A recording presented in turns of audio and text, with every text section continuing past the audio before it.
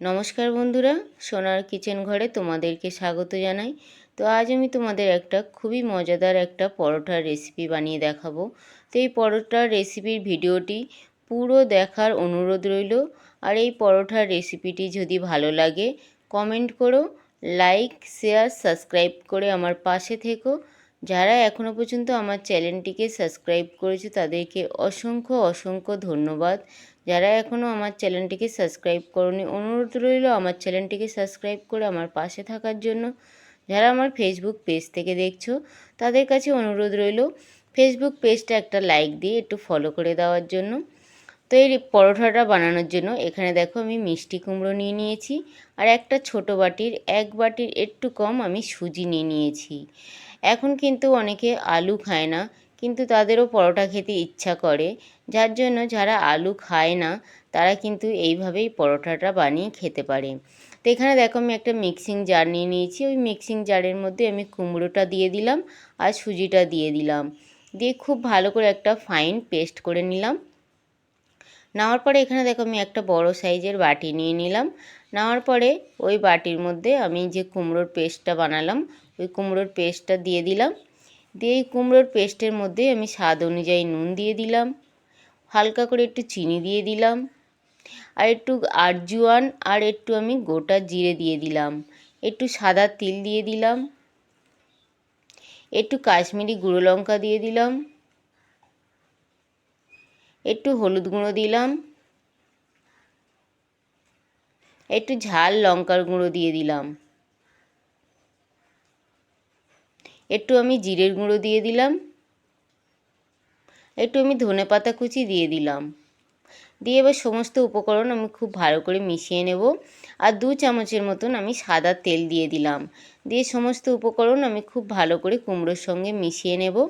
আলুর পরোটা, অনেক কিছুর পরোটা তোমরা তো অনেকবার খেয়েছো, একবার হলেও এই কুমড়োর পরোটাটা খেয়ে দেখো কতটা ভালো লাগে। তারপরে দেখো এখানে আমি একটা বড় বাটির 1 বাটি আটা নিয়ে নিয়েছি, আর একটা ছোট বাটির 1 বাটি ময়দা নিয়ে নিয়েছি। এবার আটাটা আমি পুরোটা দিইনি, আটাটা আমি হাফ দিয়ে দিলাম আর ময়দাটা আমি পুরো দিয়ে দিলাম। দিয়ে এবার এই আমি আটাটা খুব ভালো করে মাখিয়ে নেব। তোমরা চাইলে শুধু ময়দা দিয়েও করতে পারো এই পরোটাটা, নাহলে শুধু আটা দিয়েও করতে পারো। তো আমি দুটো একটু মিশিয়ে নিলাম, আটার ভাগটা একটু বেশি দিলাম, ময়দার ভাগটা একটু কম দিলাম। তো খুব ভালো করে আমরা যেরকম রুটির আটা মাখি ওইভাবে কিন্তু আটাটা খুব ভালো করে মেখে নিতে হবে। মেখে নেওয়ার পরে এখানে দেখো আমি পরোটার জন্য আমি রুটিটা বেলে নিচ্ছি। তো এইভাবে পরোটার জন্য রুটিটা বেলে নিতে হবে। পরোটার তোমরা যে যেরকম শেপ দিতে চাও সেইভাবে দিতে পারো। তো আমি এখানে এই পরোটাটা 3 কোণাভাবে করে নেব। তো এখানে দেখো আমি প্রথমে রুটির মতন করে বেলে নিলাম।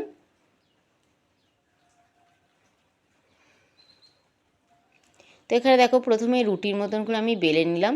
নেওয়ার পরে দেখো আমি এখানে একটু ঘি নিয়েছি, ঘিটা আমি রুটিটার মধ্যে পুরোটা লাগিয়ে দিলাম খুব ভালো করে। হালকা করে লাগাতে হবে ঘিটা, কিন্তু পুরো রুটিটার মধ্যে লাগিয়ে দিতে হবে। দেওয়ার পরে দেখো আমি একটা ফোল্ড করে নিলাম, নিয়ে আবারও একটা আমি ফোল্ড করে 3 কোণা শেপ দিয়ে নিলাম। দিয়ে যে 3 কোণা শেপ হয়ে যাওয়ার পরে যে সাইডটা থাকে, সাইডটা আমি একটু হাত দিয়ে দিয়ে একটু চিপে চিপে দিয়ে দিলাম, যাতে যে আমি ঘিটা লাগিয়েছি ঘিটা বেরিয়ে না আসে। তারপরে দেখো আবারও আমি ভালো করে 3 কোণা শেপ দিয়ে আমি পরোটাটা বেলে নিলাম। তোমাদের পছন্দ অনুযায়ী তোমরা শেপটা দিতে পারো। তো আমি এখানে 3 কোণা মতন করে আমি বেলে নিলাম। নেওয়ার পরে দেখো আমি এদিকে গ্যাসের মধ্যে তাওয়া বসিয়ে দিয়েছি। ওই তাওয়াটা খুব ভালোভাবে গরম হয়ে যাওয়ার পরে আমি পরোটাটা দিয়ে দিলাম। আর দেখো পরোটাটা কিন্তু খুব সুন্দরভাবে ফুলছে, খেতে কিন্তু দুর্দান্ত লাগে। একবার হলেও তোমরা এইভাবে কুমড়োর পরোটা, মিষ্টি কুমড়োর পরোটা বানিয়ে দেখো কতটা মজা লাগে। তারপরে দেখো একটা দিক হয়ে যাওয়ার পরে আমি একটু ঘি লাগিয়ে দিলাম। তোমরা চাইলে সাদা তেল দিয়েও করতে পারো এই পরোটাটা। তো একটা দিকে আমি ঘি লাগিয়ে দিয়ে আর একটা দিকে আমি উল্টে দিলাম। তো আর একটা দিকেও আমি ঘিটা লাগিয়ে দেব ভালো করে। তো আমি ঘিটা কিন্তু খুব বেশি দিচ্ছি না, আমি কিন্তু হালকা করেই দিচ্ছি। দিয়ে আমি কিন্তু চামচ দিয়ে পুরো আমি পরোটাটার গায়ে ঘিটা লাগিয়ে দিচ্ছি। তো এইভাবে আমি পরোটাটা ভেজে নেব। খুবই ভালো লাগে এই মিষ্টি কুমড়োর পরোঠাটা। তোমরা একবার হলেও এইভাবে বানিয়ে খেয়ে দেখো। আর প্রত্যেকটা পরোঠা দেখো কত সুন্দরভাবে ফুলছে, খুব সুন্দরভাবে ফুলে যাচ্ছে প্রত্যেকটা পরোঠা। তো এখানে দেখো একটা পরোঠা রেডি হয়ে গেল, আমি উঠিয়ে নিলাম। একইভাবে আমি সমস্ত পরোঠাগুলো এইভাবে ভেজে নেব।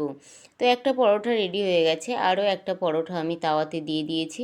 আর দেখো কত সুন্দরভাবে পরোঠাগুলো ফুলে যাচ্ছে। প্রত্যেকটা পরোটা এইভাবে কিন্তু সুন্দরভাবে ফুলে যাচ্ছে। তো দেখো আরও একটা আমি দিয়ে দিলাম, দিয়ে আবারও একইভাবে আমি ঘি লাগিয়ে পরোটা ভেজে নিচ্ছি।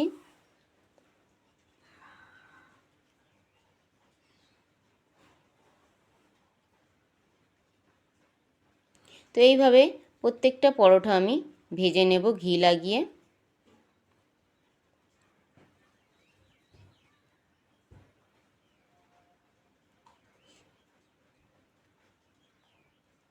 এখন কিন্তু অনেকে আলু খায় না, যার জন্যে কিন্তু এইভাবে মিষ্টি কুমড়োর পরোঠা বানালে তারাও কিন্তু খেতে পারবে, আর খেতে কিন্তু খুবই ভালো লাগে।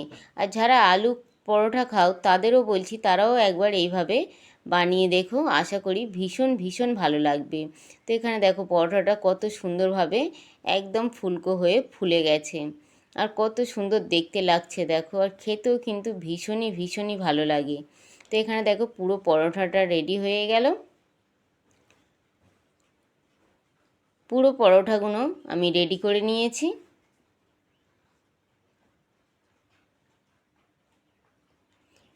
পরোঠাটা পুরো পরিবেশন করার জন্য রেডি হয়ে গেছে। আর এই পরোঠাটা কিন্তু খেতে কিন্তু বেশি কিছু লাগে না, এর সঙ্গে একটু আচার কিংবা একটু দই হলেই কিন্তু এই পরোঠাটা খাওয়া যায়, আর ভীষণই কিন্তু ভালো লাগে। তো আমি এখানে আচার দিয়ে আমি পরিবেশন করেছি।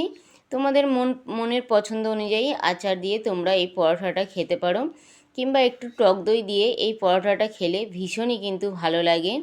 তো দেখো এই পরোঠাটা কিন্তু পুরো রেডি, আর কত সুন্দর দেখতে লাগছে।